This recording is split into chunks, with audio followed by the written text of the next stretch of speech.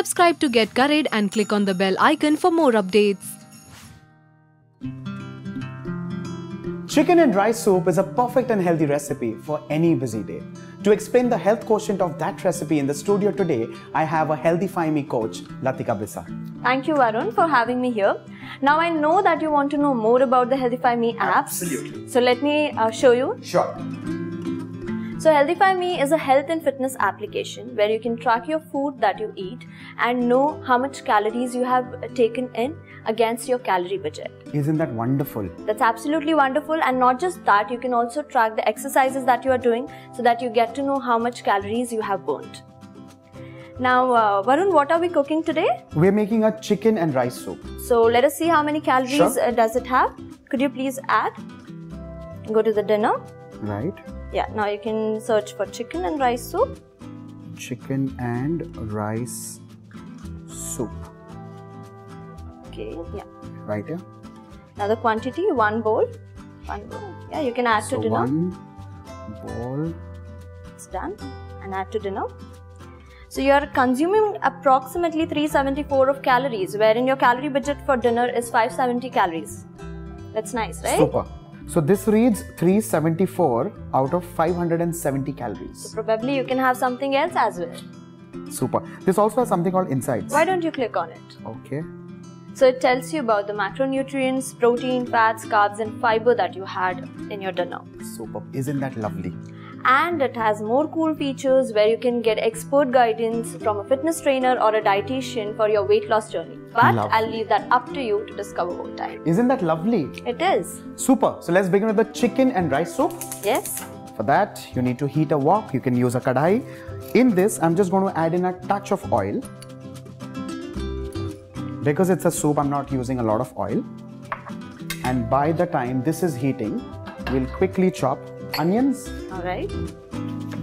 So I'm using a red onion. So that's your roughly cut onions. I'm also going to quickly cut ginger. And finally, for some added flavor, I'm going to use celery. Now celery, usually we only use the stalk, we don't use the leaves. Let's add in the ginger first. Once that gets just a little sauteed for 10 to 12 seconds. I can smell it. Yeah, already? Nice. To this, I'll be adding in celery.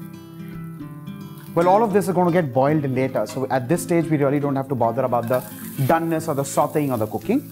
Finally, we add in the onions and just give it a quick few tosses.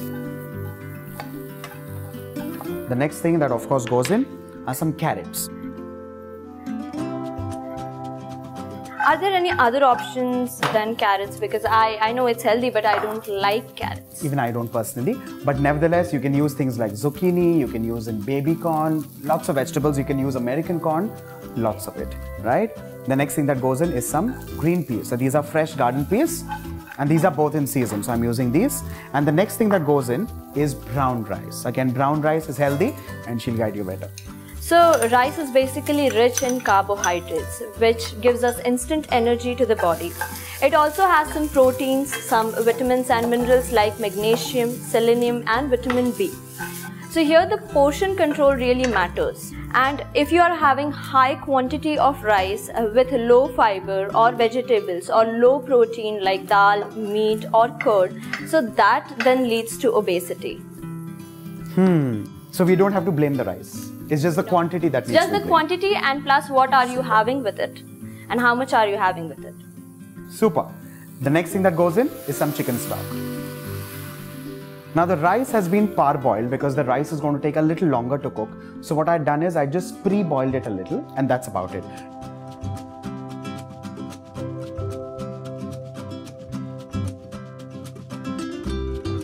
The soup has come to a roll boil.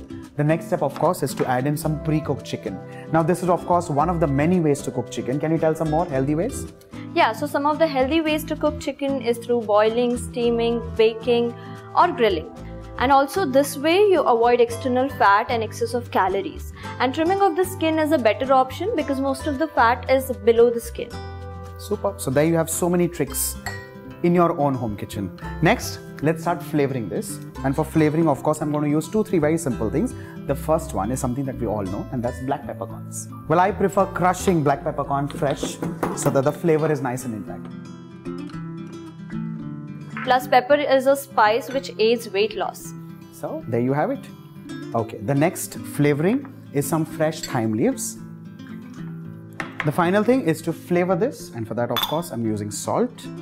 I prefer adding salt personally at the last stage because you kind of just come to know how much to add. Yeah, because if true. you're just adding it through the course, it may get a little over or under. With this, a healthy chicken and rice soup is done and ready. And now that Latika has guided us on the right way to eat chicken and rice, let's try and follow the same. And also tracking it on the application.